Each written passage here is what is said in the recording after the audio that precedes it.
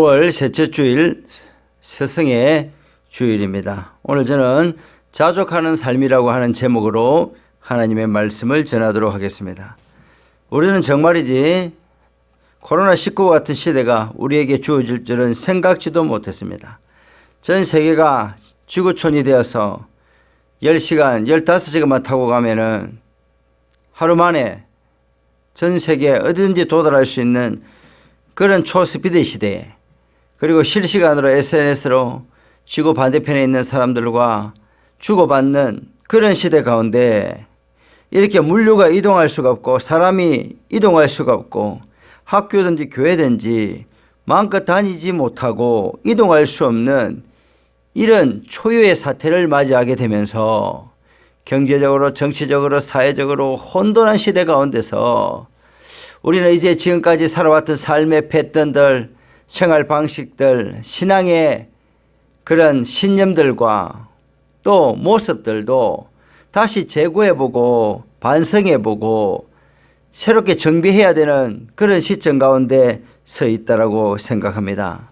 지난주는 국가 재난지금 자금이 풀려서 사람들이 줄을 많이 서 있었습니다.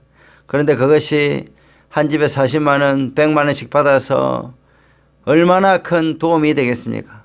우리는 이제 이런 재난의 시대가 장기화되면서 새로운 생각과 새로운 마음으로 새 시대를 준비해야 되는 그런 시점 가운데 서 있는 것입니다. 저는 이러한 시대를 살아가는 지혜는 무엇인가? 바로 자족하는 마음이다라고 하는 것을 말씀드리고 싶습니다. 코로나19는 우리의 일상을 변화시켰습니다.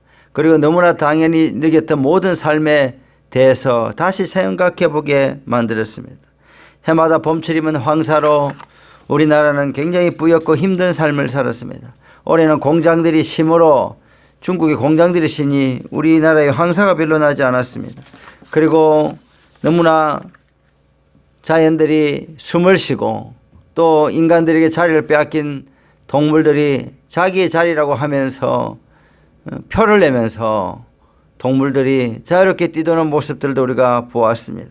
그동안 많이 생산하고 많이 소비하고 많이 물류를 이동시켜야지 잘 사는 것이라 생각하고 그렇게 달려왔던 우리 삶 가운데 과연 우리는 이제 어떻게 살아야 되는가? 과연 우리가 살아왔던 삶의 패턴들이 정말로 옳은 방식이었나 생각해 보게 되는 것입니다.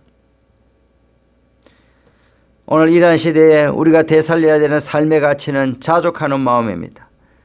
아오카르케스, 자족하는 마음입니다. 우리는 아오카르케스라고 하는 글자를 문 앞에 보이는 곳에 붙여놓고 우리가 마음으로 훈련해야 될 것입니다. 자족하는 삶, 자족하는 마음, 감사하는 마음을 훈련해야 되는 시점에 이르는 것입니다.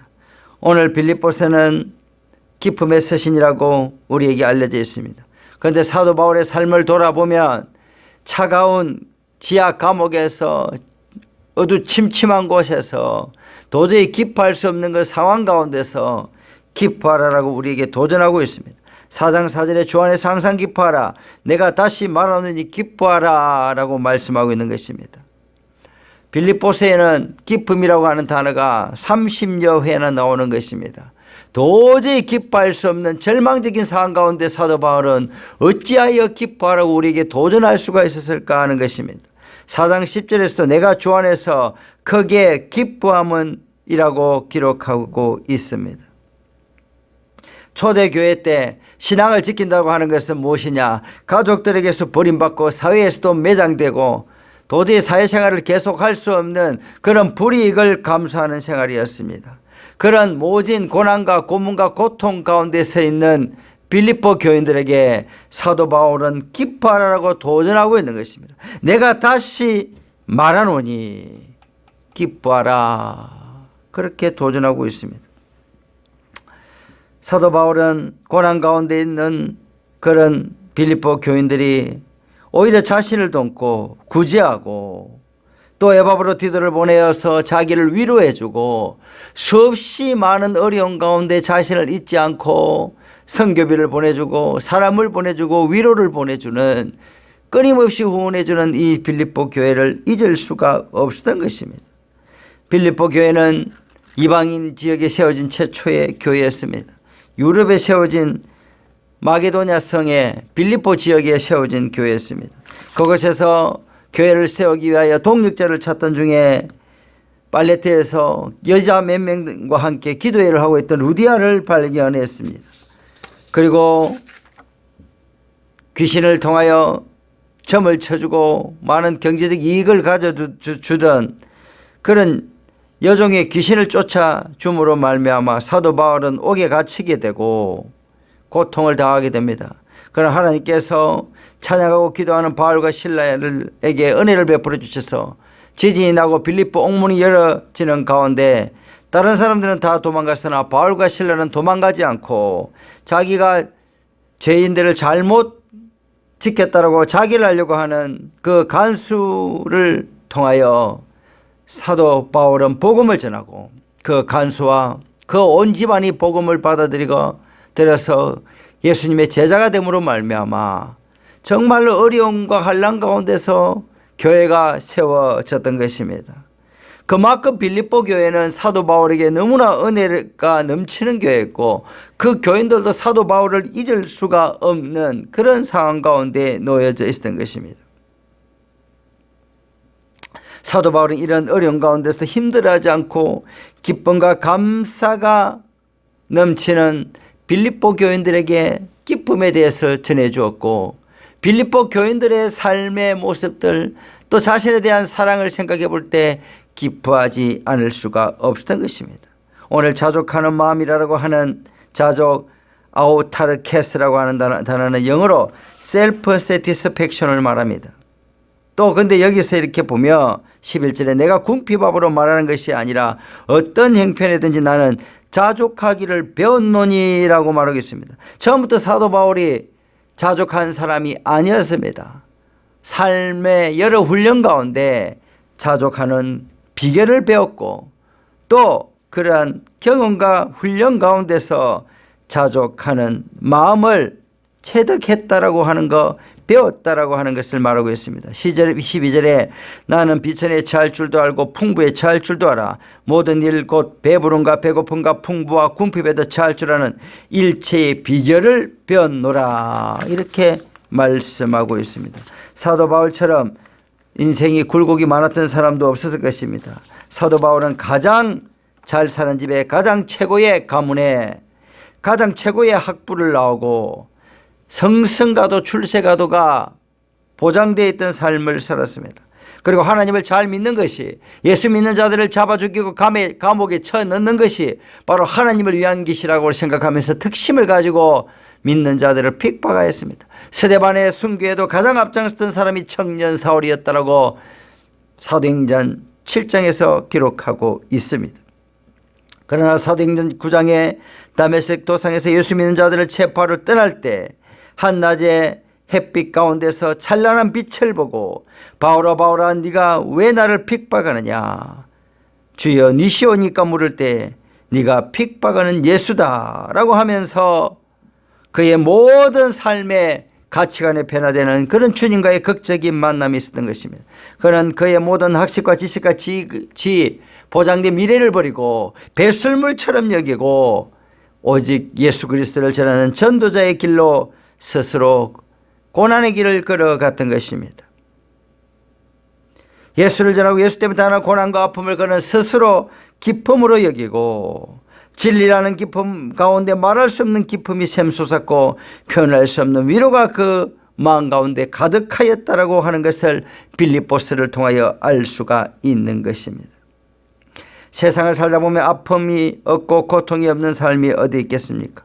우리는 코로나19를 겪으면서 인간의 계획과 생각과 행위로 도저히 컨트롤할 수 없는 세상이 얼마든지 존재함을 생각하게 되면서 어제 우리는 서로 간의 비교와 상대적 박탈감, 경쟁의식 이런 모든 것들을 버리고 오직 가족의 생존과 안전을 생각하고 내 믿음을 지키며 주님의 준비된 신부로 온전히 준비되어져야 될 그러한 때가 왔다라고 하는 것을 깨닫고 하나님 앞에 우리가 바로 서야 되는 그런 계기가 되어야 될 것입니다. 이제는 교회에 오라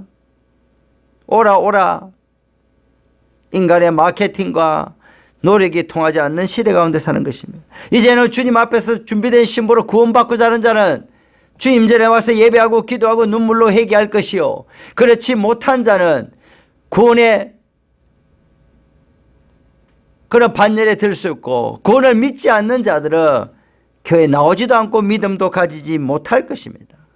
이제는 비교하지도 말고 이제는 상상하지도 말고 자족하는 마음을 가지고 주님 앞에 온전히 날마다 우리 자신을 닦고 주님 앞에 신부로 거듭날 수 있는 그런 저와 여러분이 되어야 될 줄로 믿습니다. 오늘 사당 12절에 나는 빛에 처할 줄도 알고 풍부에 처할 줄도 알아 모든 일 곧 배부름과 배고픔과 풍부와 궁핍에도 처할 줄 아는 일체의 비결을 배웠노라 라고 말씀하고 있습니다. 사당 13절에 그런데 내게 능력 주시는 자 안에서 내가 모든 것을 할 수 있느니라 사도 바울은 말하고 있습니다.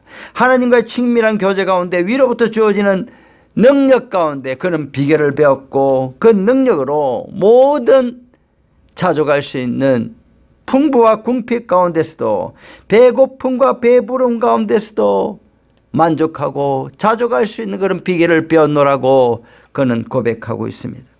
그렇다면 주님께서 주시는 그 비결, 그 능력은 무엇을 말하는 것일까요? 첫째로 환경의 노예가 되지 않는 능력입니다. 환경에 매이지 않는 능력입니다. 우리의 마음은 환경의 변화에 민감합니다. 조그만 좋은 소식을 들으면 우리는 기뻐합니다. 좋지 않은 소식을 들으면 그냥 기분이 다운되고 낙심하고 좌절하여서 어찌할 바를 알지 못하는 것입니다. 당황스러운 일이 생기면 기도도 나오지 않고 찬송도 나오지 않습니다.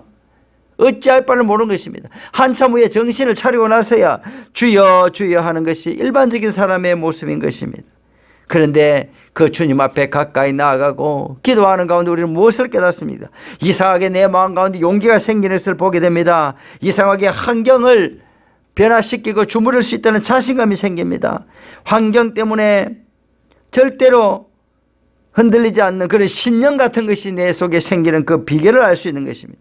환경이 아무리 힘들어도 어떻게 되겠지라고 하는 또 체념이 우리 가운데 생겨나는 것은 하나님이 우리와 함께 한다고 하는 것을 우리가 믿고 하나님이 주시는 알 수 없는 힘이 우리 속에서 용솜솜 치기 때문에 그러한 것입니다. 사랑하는 여러분, 어려운 일을 당해보셨지 않습니까? 그때 하나님께서 우리를 죽이셨습니까? 알 수 없는 신묘막측한 방법으로 우리를 다시 살리고 깨어나게 하셨습니까? 바로 후자였을 것입니다. 우리 하나님께서는 그를 의뢰하고 그를 믿는 자에게 그들의 손을 들어주시고 그의 손을 잡아주셔서 다시 일어나게 하시고 깨어나게 해주시고 살게 해주시고 힘을 주시는 능력의 주님이시라고 하는 것입니다. 잠언 7장에 의인은 7번 넘어질지라도 다시 일어선다라고 말씀하고 있는 것입니다. 우리가 믿음의 사람을 요셉을 보십시오. 아버지로부터 그렇게 총애를 받고 그렇게 사랑받던 가장 사랑받던 소년이었습니다. 그런데 그가 어느 날 아침에 형들의 모함으로 노예의 신분이 되었습니다. 그는 노예 신분이었음에도 불구하고 그는 낙심하지 않았습니다. 좌절하지 않았습니다. 그는 늘 여호와께서 요셉과 함께 하심으로 그가 형통한 자가 되어 하나님께서 그의 인생을 지키셨습니다. 그리고 너는 늘 기대하고 삶을 늘 긍정했습니다. 보디발의 집에 들어가서 종으로 들어갔음에도 불구하고 최고의 자리, 모든 종과 그 가정을 다 주관하는 가정 총무의 자리까지 이르렀습니다. 그리고 성성장받은 그가 보디발 아내의 모함으로 감옥에 들어갔습니다. 감옥에 들어가서 그는 실망하거나 좌절하거나 낙심하거나 생을 포기하지 않았습니다. 여호와께서 함께 하시고 그에게 인자를 더하사 감옥에서도 감옥의 그런 죄수들을 섬기는 그런 자리에 앉게 해주시고 또 술 맡은 관원장과 떡 맡은 관원장을 만나고 섬김으로 그가 그 꿈을 해석해 주고 나중에는 바로의 꿈을 해석해 주어 애굽의 국무총리 제2인자의 자리까지 올라갈 수 있는 그런 기적의 주인공이 되었던 것은 그는 좌절과 낙심의 상황에서도 결코 실망하지 않고 여호와께서 요셉과 함께 하심으로 그가 형통한 자가 되어 하나님이 그와 함께 하셨다고 하는 것입니다. 하나님이 함께 하심을 요셉은 믿었다고 하는 것입니다. 결코 좌절하지 않았다고 하는 것입니다. 결코 낙심하지 않았다라고 하는 것입니다. 어떤 상황 가운데서도 하나님을 붙들고 하나님께 기도하며 하나님의 지키심을 믿고 나아갈 때 절망적 상황이 기쁨과 희망의 상황이 되고 하나님께서 요셉과 함께 하셔서 그 절망적 상황이 오히려 희망의 상황으로 기적의 상황으로 바뀔 수가 있었던 것은 바로 하나님이 그와 함께 하셨기 때문인 것입니다.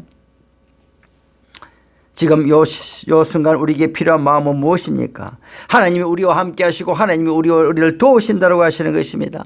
요셉과 함께 하셨던 하나님, 그리고 형통을 주셨던 하나님, 사도 바울 절망적인 상황 가운데서도 하나님이 자족하는 마음을 주시고 그에게 기쁨을 주시던 하나님께서 우리들에게도 여전히 함께 하시고 우리의 손을 여전히 잡고 계시고 우리에게도 기쁨을 주시고 은혜를 주시고 자족하는 마음을 주시는 하나님이심을 우리가 믿어야 할 것입니다.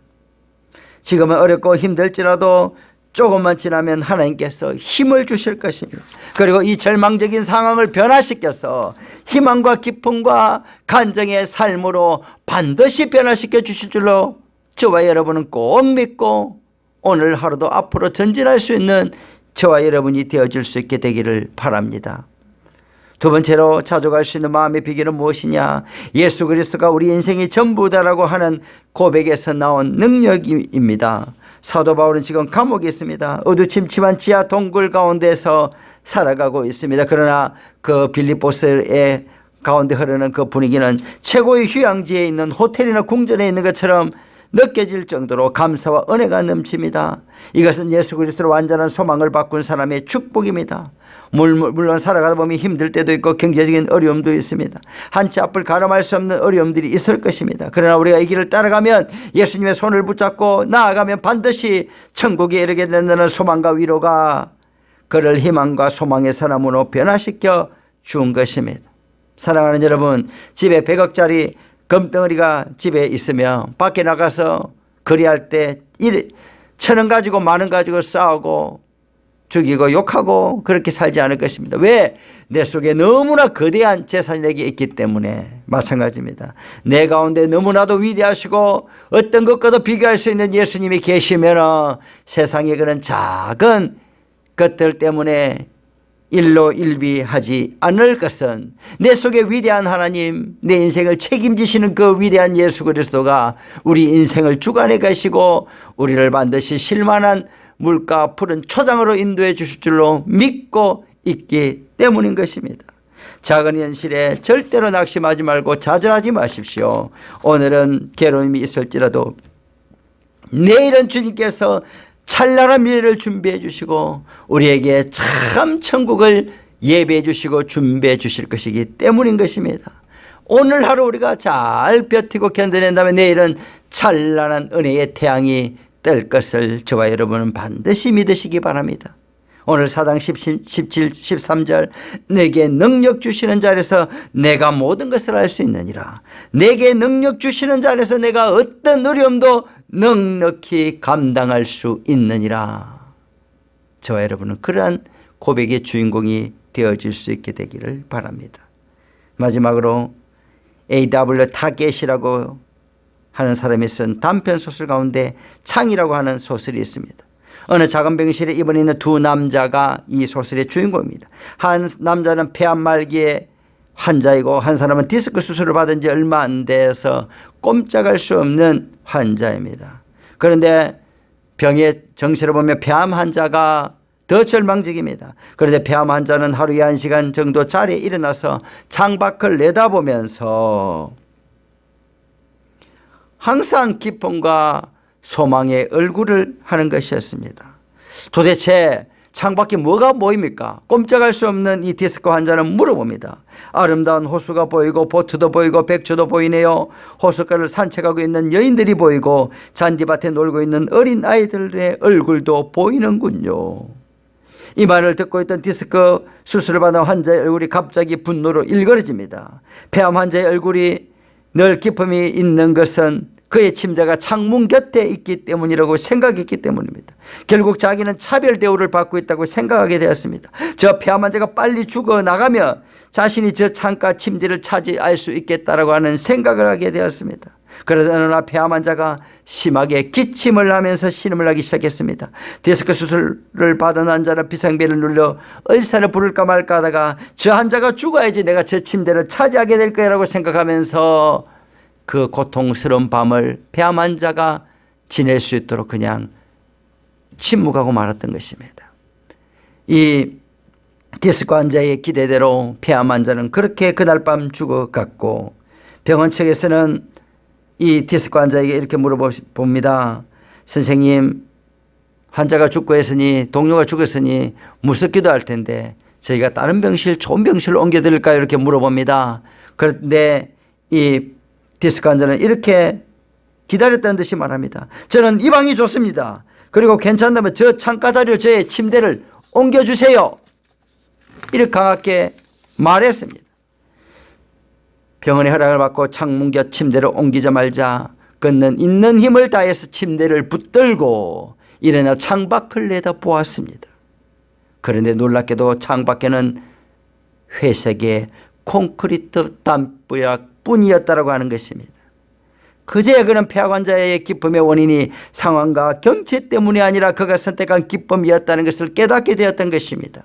그는 기뻐할 수 있는 상황이 아님에도 불구하고 그가 내면 속에서 만들어낸 창조적 상상을 통하여 선택된 내면의 기쁨이었다라고 하는 것을 뒤늦게나마 깨닫게 되었던 것입니다. 사랑하는 여러분, 저와 여러분은 무엇을 선택하시겠습니까? 주님을 인하여 기뻐하고 소망하고 자족하는 마음을 선택하시겠습니까? 언제까지나 비교하며 짜증내며 불평하며 불안해하며 다가오는 미래를 무서워하며 불안에 떨면서 하루하루 그렇게 살아가시겠습니까? 곧 좋은 날이 올 것입니다. 오늘 하루 열심을 다해서 우리 앞에 주어진 숙제들, 과업들, 문제들, 고난들을 잘 견디고 나며 내일은 우리 주님께서 함께 하사 형통과 은혜의 태양이 반드시 떠오를 줄로 믿습니다. 기도하겠습니다. 하나님 아버지, 감사드립니다. 오늘 저희들은 늘 불안하며 살아가고 있습니다. 비교하며 살아가고 있습니다. 불평불만으로 살아가고 있습니다. 그러나 주님, 주 예수 그리스도 인하여 주어지는 일체의 비결, 자족하는 마음을 주시고 언제나 기쁨과 은혜가 넘치는 예수 그리스도의 비밀을 간직한 주의 군사들이 될 수 있도록 축복하여 주시옵소서. 예수님의 이름으로 기도드립니다. 아멘.